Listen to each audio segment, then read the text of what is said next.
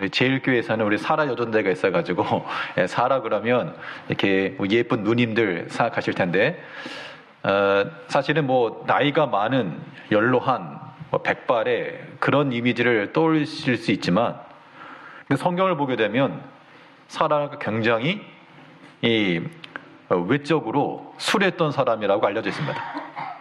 그래서 아브라함이 아내였는데 나이가 비록 많았음에도 불구하고 이제 그 한 왕이 그 아내를 데려갔고 아브라함은 제 아내 아닌데요, 여동생인데요, 그렇게 말할 정도의 그런 일화가 있었습니다. 그러니까 우리 사라 여돈대 우리 누님들께서는 꽃다운 나이에 그때를 생각하시면서 믿음 생활 하셔야 되겠어요. 자, 그러면 이 사라는 어떠한 믿음을 지니고 있었는가? 오늘 히브리서에서 나오는 두 절에 관한 말씀이지만 또 창세기에는 어떻게 기록되어 있는가 살펴보면서 우리가 지닐 믿음은 또한 무엇이고 우리가 본받을 만한 것은 무엇이겠는가? 본 말씀을 통해서 살펴보도록 하겠습니다. 첫 번째로 우리가 본받을 만한 교훈은 믿음이라고 말할 때 남의 믿음, 다른 사람의 믿음이 아닌 자기의 믿음이 있어야 한다는 겁니다. 과연 나의 믿음, 나에게 믿음이 있는가? 그 얘기가 중요한 거예요. 오늘 본문 11절을 보게 되면 믿음으로 사라 자신도, 뒤에 있는 내용도 그렇지만 지금 이 사라에 관한 이야기가 나온 것은 앞에 아브라함에 관한 기사가 나온 이후에 나온 겁니다. 그럼 아브라함과 사라는 부부였기 때문에 보통 믿음 그러면 아브라함의 믿음 그렇게 말하죠. 사라의 믿음? 좀 생소합니다. 물론 성경에 기록되어 있는 것이긴 하지만 보통 아브라함의 믿음이라고 우리가 알고 있지 사라에 관해서는 그렇게 주목하지 않을 수도 있어요. 근데 여기서 뭐라 말했는가 하면 믿음으로 사라 자신도, 이 말인즉슨 사라는 사라 자신의 믿음을 가지고 나갔다, 이 얘기를 보여주고 있는 겁니다. 그러니까 누군가에게 이렇게 숟가락 얹어가지고 1+1으로 가는 것 아니고 여기엔 반드시 자기 믿음이 있어야 됩니다. 자기 믿음이라고 하는 것은 나의 신앙 고백을 말하는 거예요.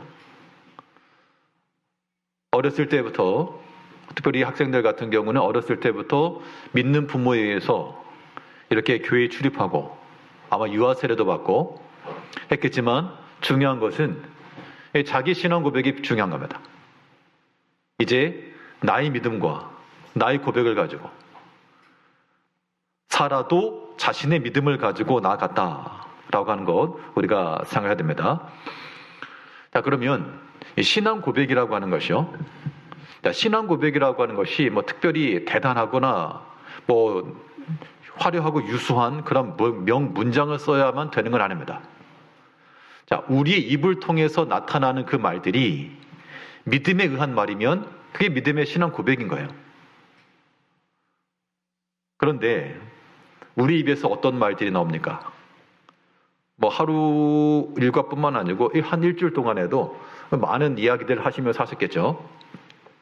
그러면 나의 입에서 나온 모든 언어들 가운데서 믿음에 속한 믿음의 말은 어느 정도였고, 한 퍼센티지를 한번 생각해 보시면요, 믿음의 말은 어느 정도였고 믿음에 의한 말이 아닌 것은 어느 정도였는가. 그러니까 중간, 뭐 믿음이라 할 것도 아니고 믿음이 아닌 것도 아닌 그런 중간치도 있을 테니까, 그러니까 중간치는 빼놓고, 자, 믿음의 말과 믿음이 아닌 말들 어느 것이 더 비율이 많았는가. 믿음의 말이라고 하는 것은 분명 하나 앞에 감사의 말일 것이고, 또 소망의 말일 것이고, 또 위로와 화평의 말일 것이고, 그런 것들이 우리 입을 통해서 나왔다 그러면 그것은 믿음의 말인가? 그게 믿음의 고백입니다. 그럼 반대로, 반대의 경우로 감사치 않고 화평치 않고 분내며 요동케 하고, 자, 그런 말들이 나왔다라고 하는 것은 그 믿음의 말이 아닌 거겠죠. 자, 우리가 사람의 생각을 가지고 어떠한 이유나 어떠한 근거가 있을지라도 우리는 믿음으로 말하고 믿음으로 생각하는 그러한 우리의 삶의 실제가 되어야 됩니다. 이런 것들은 훈련도 필요해요. 훈련도. 자, 그러면 이 믿음의 신앙 고백을 하려면 어떻게 될까? 신앙 고백을 하시려면 우리가 사도신경 하는 것도 중요하고요. 그게 하나의 기본 베이스인 거고, 자, 성경에 나와 있는 바, 하나님이 어떤 하나님이신가? 그게 이제 신앙 고백인 거예요. 그 성경 묵상할 때도 그 보통 묵상할 때 포인트로 두 가지를 말하는데, 이 본문에서 발견한 하나님은 어떤 하나님이시냐? 또 이 본문에서 내게 교훈하는 것은 무엇이냐? 이 두 가지 질문으로 항상 성경을 보고 묵상하는 겁니다. 그러면 이 본문에서 나타나신 하나님, 어떤 하나님이신가를 내가 발견하고 그것을 말하는 것. 이게 우리의 신앙 고백이 되는 거예요. 그래서 실질적으로 교회 내에서 우리가 주일 예배, 예배 시간에는 이렇게 앉아서 경청하시죠? 제 말씀 듣는 거 위에 다른 거 타는 거 아니시죠? 말씀 들으시는 겁니다. 자, 그러면 이제 말하지 않으면 몰라요. 듣고 있는 건지 아니면 어디 저기 가 있는 건지. 그냥 조용히 듣고 가셔도 그것은 충분하지만 더 중요한 건 뭐냐면 내 입을 열어서 표현하는 게 중요한 겁니다. 그래서 우리가 전도회별로 모임이 있거나 아니면 어떤 소그룹 모임이 있을 때는 반드시 우리 입을 열어서 이 말씀 가운데서 발견한 하나님, 또 그 하나님이 이 말씀이 내게 주는 교훈, 이런 것들을 말하는 것, 그런 훈련이 필요해요. 그러니까 처음에는 어색할 수 있습니다. 그런 걸 말해. 부끄럽게. 부끄러운 게 아니고 성경에서 우리가 깨닫는 바, 그런 신앙 고백이 우리 가운데 있어야 됩니다. 숟가락 얹어서 갈 수 있는 게 아니에요. 다른 사람의 믿음이 나의 믿음 아닌 겁니다. 부모의 믿음이 나의 믿음 될 수 없고, 믿음 좋은 옆에 있는 다른 형제의 믿음이 나의 믿음이 될 수가 없습니다. 우리가 본받을 수 있고 따라할 수 있고 배워갈 수 있고 따라갈 수 있지만 어디까지나 우리가 그것을 나의 것으로 삼아낼 때 그것이 우리의 믿음 되는 거예요. 그래서 여기 11절에 있는 것처럼 믿음으로 사라 자신도 나이가 많아 단산하였으나 잉태하였으니 힘을 얻었으니 이는 약속하신 일을 미쁘신 줄 알았습니다. 약속하신 이 하나님이시죠. 자, 하나님의 미쁘시다라고 하는 말은 신실하신 하나님이죠. 하나님은 신실하신 하나님이요, 또한 약속의 하나님이요, 또한 확실하신 하나님이다. 그걸 누가 깨달은 겁니까? 사라도 깨달아. 사라 자신도 깨닫고 아브라함의 아내로서가 아닌 하나님의 신실하심을 깨달은 이 믿음의 한 사람으로서 살아간 겁니다. 이제 우리가 해야 될 것, 특별히 학생들과 젊은 세대들도 혹은 초신자라 할지라도요, 저는 교회 나온 지 얼마 안 돼 잘 모릅니다. 그것도 핑계는 될 수 없고 입을 여셔야 돼요. 이 성경에서 뭐라 말씀하시는가? 가끔 이제 성경 이렇게 묵상하거나 함께 의견 나눌 때 보게 되면 특별히 할 말이 없어요. 그럴 수 있습니다. 그런데 할 말이 없을 수 있는데 이제 성경을 통해서 이 성경의 이 말씀 속에서 역사하신 하나님은 어떤 하나님이십니다. 그게 우리에게 필요한 거예요. 사라는 뭘 안 겁니까? 신실하신 하나님, 그 약속에 신실하신 하나님. 무슨 약속을 했죠? 장차 내게 아들이 있을 것이라. 10년 뒤에 이제 자녀가 태어났는데, 그것도 좀 이제 막 가정을 꾸린 젊은 세대기라 그러면 모를까? 이미 모든 생적 기능이 다 끝난. 이 완전히 희끗희끗한 할머니한테 그런 말 하니 말이 안 되죠.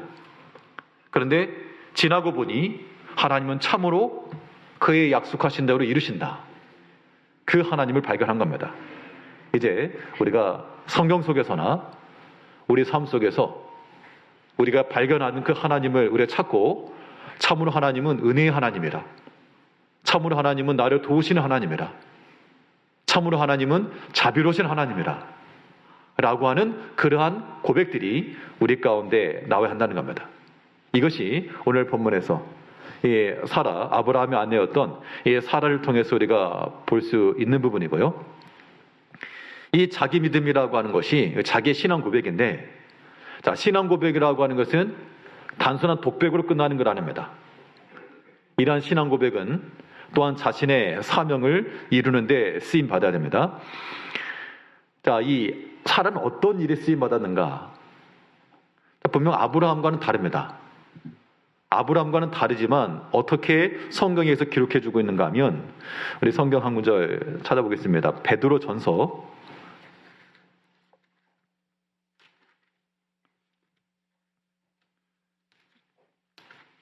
자, 베드로전서 3장 379쪽입니다.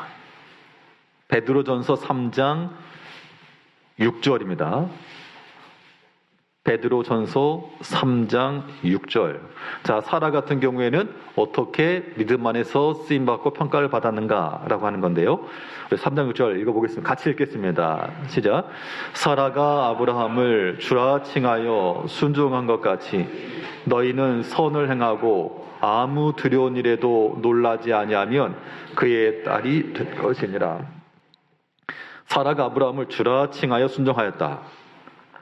요즘 세대에 이렇게 말하라 그러면 우리 여자 사람들로부터 비난받을지도 모르겠습니다만 성경은 뭐라 말했는가 하면 사라는 아브라함을 가리켜 주라, 주인이라 그렇게 칭하여서 순종하였다. 이게 하나의 믿음의 본이 되었다. 그 얘기를 하고 있는 거죠. 자, 이것은 다른 사람이 할 수 있는 게 아니고 사라가 자기 자신의 위치에서 자기의 자리에서 이룰 수 있는 일이었답니다. 자, 아내 입장에서 남편을 향하여 또 믿음 안에서 아브라함을 주라 칭했다라고 하는 것은 사라가 주어진 그 환경과 그 형편 속에서 자기 자리와 자기 위치에서 지금 하나 앞에 충성한 겁니다. 우리가 자기 믿음을 잘 지닌다라고 하는 거요. 내 믿음을 지닌다라고 하는 것은 내가 다른 사람 믿음을 갖는 게 아니니까 또 한편으로는 다른 사람의 자리와 다른 사람의 은사와 다른 사람의 사명을 우리가 대신할 수가 없어요. 협력하고 도와주고 보완하는 건 가능하지만 그 사람 대신해서 내가 한다. 이것도 하나 앞에 합당치가 않은 겁니다. 하나님께서 참으로 은혜롭게 우리 각자를 하나님이 필요한 곳에 두시고 그곳에 쓰신다라고 생각하게 되면 우리가 겸손한 마음을 가지고요 끝까지 순종해 나갈 수가 있습니다. 더 좋은 자리, 더 좋은 것, 그것 따라가는 것은 주를 위한 일꾼이라 말할 수 없죠. 우리 교회 내도 마찬가지입니다. 어디가 더 편한가, 어디가 더 수월한가, 그런 걸 찾아가는 것은 주를 위한 믿음 가지고 행하는 게 아니죠. 자기를 위해서 행하는 거니까. 자, 하나님께서 내게 세우신 자리, 내게 명하신 자리, 혹은 내가 감당해야 될 그 자리, 또 거기에 수고하시라고 만일 그곳으로 요청을 한다거나 권면을 하게 되면 좀 들으셔야 돼요. 끝까지 고집해가지고 나 이것만 하랍니다. 그런만 가지면 안 돼요. 각 자리에서 위치에서 행하는 것이 중요한 겁니다. 그 우크라이나 그 선교사님이 영상을 하나 보내왔는데요. 한번 올려주세요. 물론 이제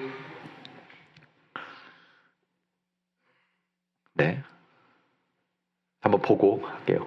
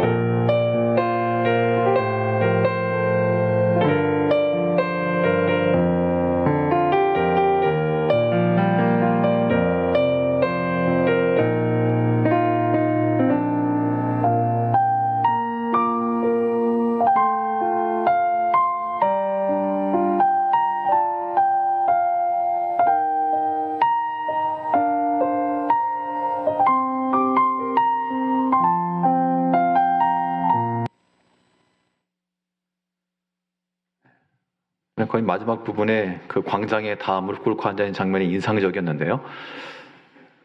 만약 저보고 거기 가라 그러면 제가 가서 뭘 하겠습니까? 할 줄 아는 것도 없고. 그런데 그곳에 세운 줄 아니까 어려운 중에서라도 그렇게 사역을 감당하고 계시는 분들이 계시고, 또 저 장면을 보면서 힘든 거 없습니까? 이렇게 물어보는데 전 양반한테 뭐 힘들다라고 말할 수가 없을 것 같아요. 그래서 힘들다고 말할 수 없을 것 같습니다. 그렇게 답장을 보냈는데요. 여러분들 삶 가운데서 저 영상을 보시면서, 자, 물론 우리가 다 힘들고 어려움의 때를 지나고는 있습니다만, 그러나 더 어려움과 역경 속에서도 소망과 믿음 가운데 가고 있는 그런 이들을 생각하시면서, 또 사실은 선교나 이런 물품들 전해주는 것도 여기서는 아무것도 아닐 수 있는데 받는 이들에게서는 큰 힘이 될 수 있고 소망이 될 수가 있어요. 우리가 지난 2년 동안 그 미얀마 지역, 태국 미얀마 지역 단기 선교를 다녀왔는데, 사람들의 생각에 따라서는 뭐 또 가냐, 뭐 도움이 되냐, 맨날 똑같은 거 하냐 그럴 수 있지만 그렇지가 않다는 거예요. 우리 입장에서 보면 뭐 똑같은 거고 그렇지만, 그러나 그곳에 현지에서 받는 그 마음이라고 하는 것은 정말 큰 선물인 거죠. 그런 것을 할 수 있다라고 하는 것, 하나님께서 만약 우리에게 도울 수 있는 위치에 줬으니까 얼마나 감사한 거예요. 도울 수 있는 위치에 있기 때문에 얼마나 감사한 겁니까? 만일 우리가 열악한 자리, 낮은 자리에 있을지라도 우리는 그곳에서 주 앞에 충성하는 것이고, 또 하나님께서 우리에게 섬길 수 있는 기회를 주시고 섬길 수 있는 자리를 주셨다 그러면 그거 가지고 우리가 뭐 떵떵거리며 사는 건 아니고 주를 위해서 쓰임 받을 수 있다라고 하는 거, 그거 복된 겁니다.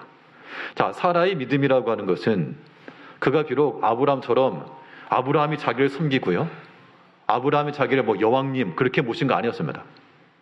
도리어 그가 낮은 자리에서, 겸손한 자리에서 남편을 주라 칭하였어도 그것이 성경에 기록된 믿음의 본으로서 이렇게 기록되어 주었습니다.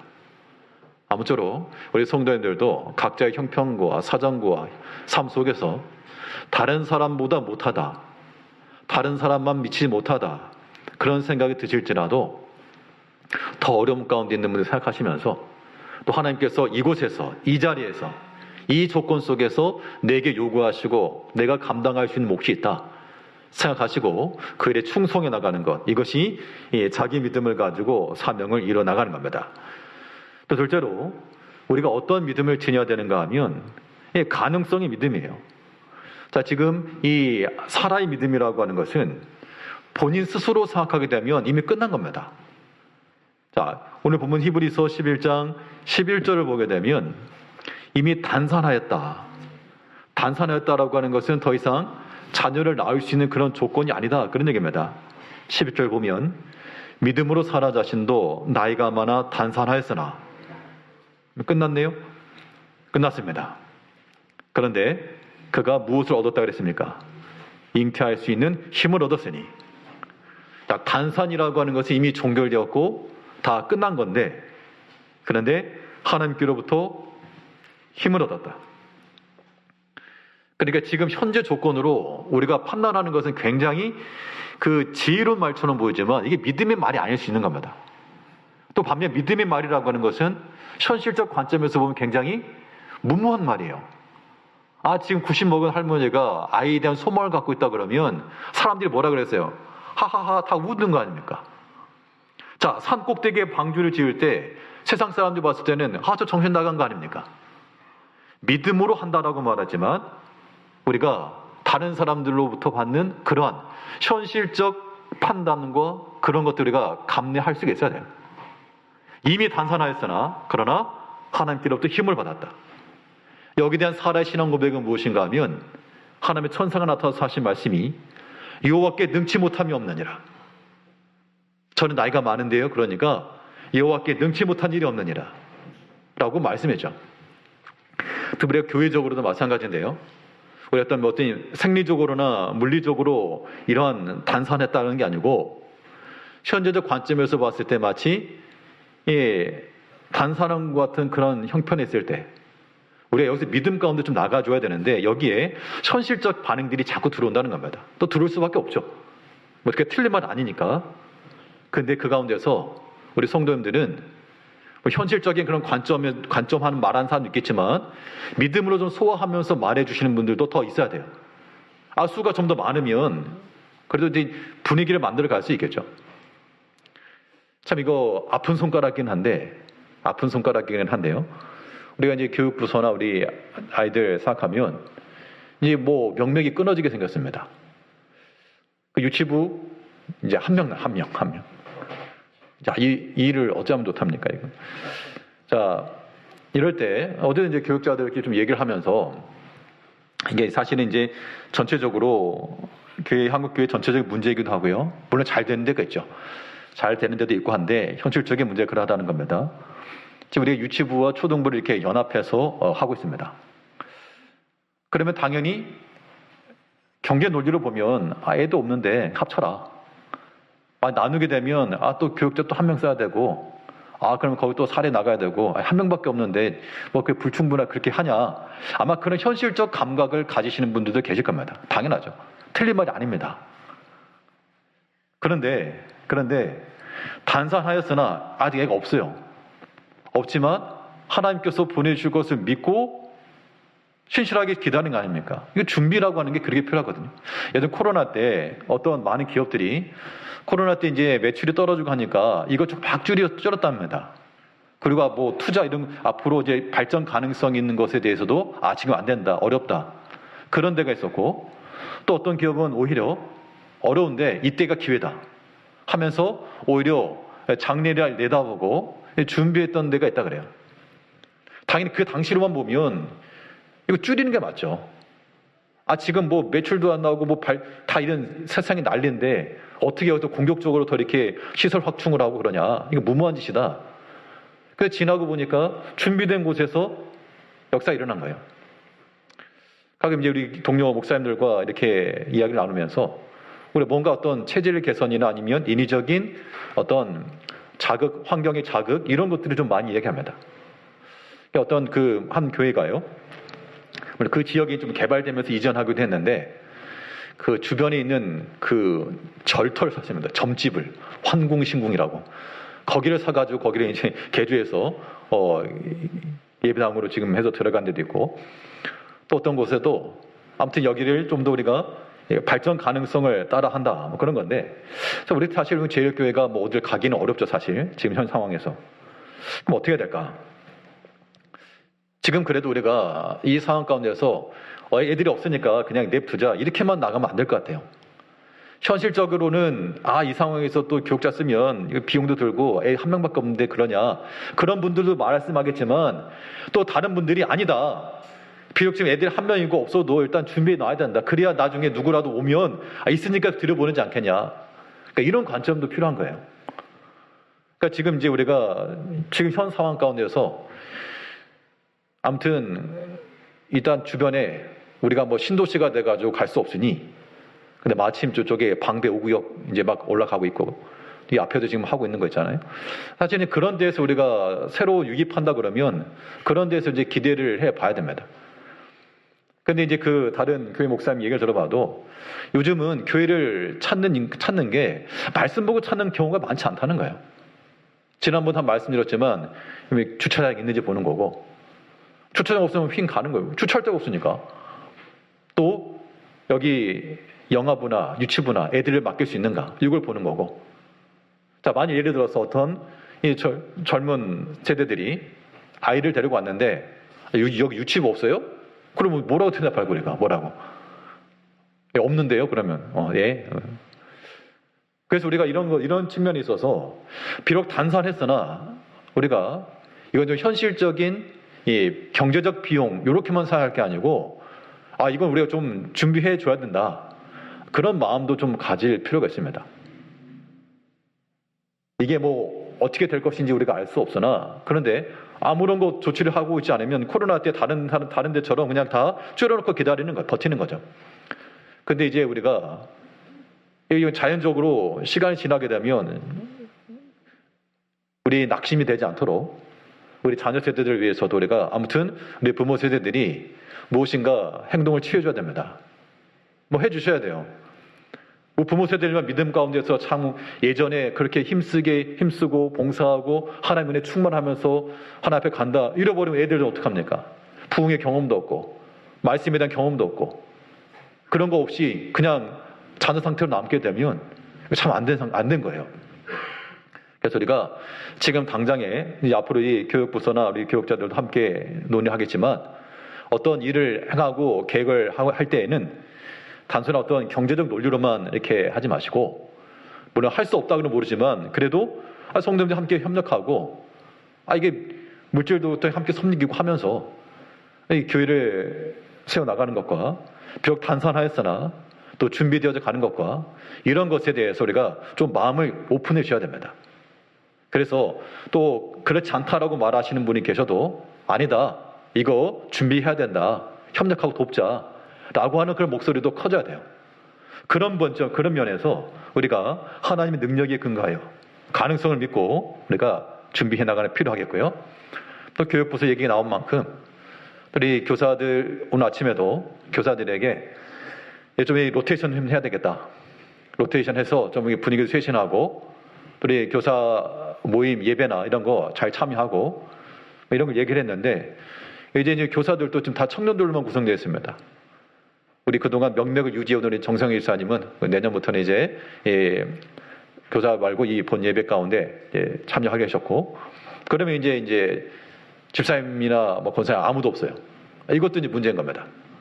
그 때문에 이제 지금 공개 모집 누구라도 중고등부나 초등부 그래도 최소한 한 사람씩은 좀 참여를 해줘야 교육자들이 직접 말하기 어려운 부분들이 없잖아요. 있거든요.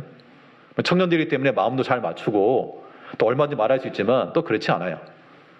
제가 성도님들께 말하지 못하는 부분들이 있는 것처럼 그럴 때 어떻게 됩니까? 지난주 우리 석진호 목사님 오셔가지고 뭘 하셨어요? 어떻게 해라? 다들 제대로 안 되셨나 보네. 지난주 임직 받으셨던 분들 이거 기억하라고 제가 한마디 콕 집어서 말씀드렸는데 무슨 것 해라? 눈치껏 해라. 그래서 중간에서 좀 이렇게 눈치껏 역할을 해주셔야 됩니다. 이거. 그래서 교사들에게도 좀 눈치껏 격려도 해주시고 때로는 이렇게 훈계도 해주시고 교육자나 이 교육자들이 할 수 없는 부분들이 있어요. 분명. 자, 그런 부분들이 있어서 필요한 부분이니까 또 이제 내년도 새로 이렇게 고정할 때에도 그동안 교사 안 하셨던 분들 가운데서라도 좀 교사로 차원하시고 또 교사로 계셨던 분들도 뭐 다른 부서에 가서 함께 협력할 수 있고요. 아무튼 우리가 하나님의 교회를 위해서 하나님께서 우리가 맡기신 이 일들에 있어서 힘써서 행하여 사라 자신도 자기 믿음 가지고 하나님 앞에 이르렀으니까 우리 모든 성도님들도 하나님께서 우리 각자에게 주신 위치와 자리와 또 내게 주신 은사가 있는 거 아닙니까? 내게 주신 은혜가 있는 줄 알고 그것을 가지고 주를 위해 쓰임받겠다는 마음을 가지고 믿음으로 살아가시는 우리 성도님들 되시길 바라겠습니다. 기도하겠습니다. 우리 지극히 사랑하신 아버지 하나님, 하나님께서 우리에게 믿음 주시고